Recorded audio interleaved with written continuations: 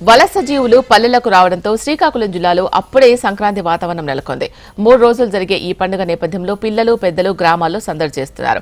గతంలో భోగి మంటల్లో ప్లాస్టిక్ వస్తువులు టైర్లు వేసి మంటల్లో వేసేవారు.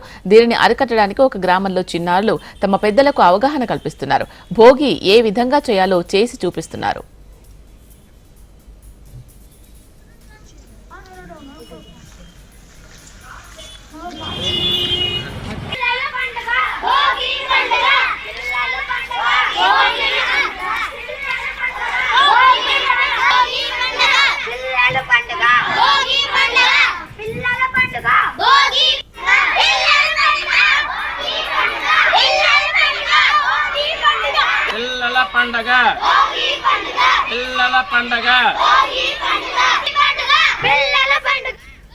శ్రీకాకుళం జిల్లా సావరకోట మండలం అవలంగి గ్రామంలో పాఠశాల విద్యార్థులు వినూత్న కార్యక్రమానికి శ్రీకారం చుట్టారు.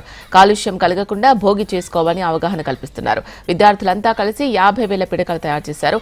2 నెలల ముందుగానే పిల్లలంతా కలిసి ఆవు పేడను గ్రామాల్లో సేకరించి పాఠశాల గ్రౌండ్లో భద్రపరిచారు. దానిలో ఊకా కలిపి పిడకలు తయారు చేశారు. ఎండిన పిడకలను ఒక తాడుతో దండలా తయారు చేశారు.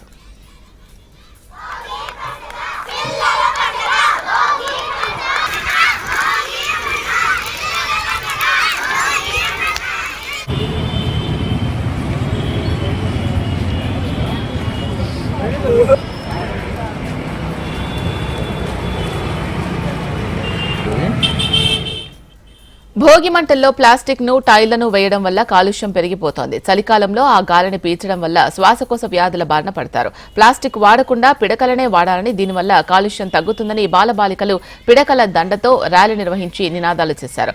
భోగి విశిష్టతను తెలుపుతూ కాలుష్యం ఎంత శాతం ఉందో తదితర అంశాలను ఆ గ్రామస్తులకు వివరించారు.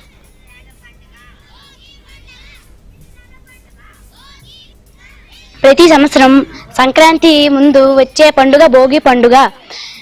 వేకువజామునే లేచి భోగి మంట వేసి చిన్న పెద్ద చలి కాచుకుంటారు.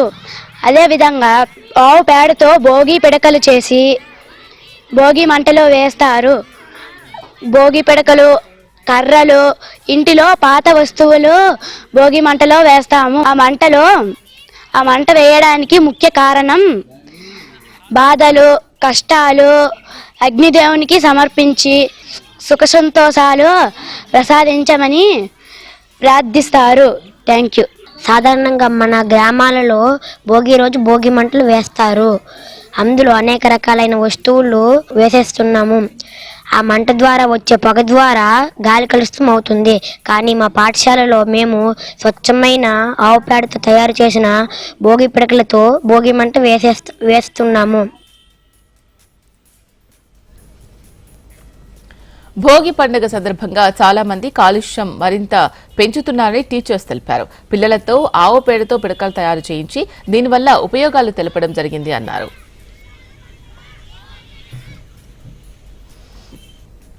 మేము ప్రతి సంవత్సరం కూడా ఈ 5 సంవత్సరాల నుండి నాకు తెలిసినంత వరకు నేను స్కూల్లో చెప్పినది 5 సంవత్సరాల వరకు, ఇప్పుడు 3 సంవత్సరాలు అవుతుంది.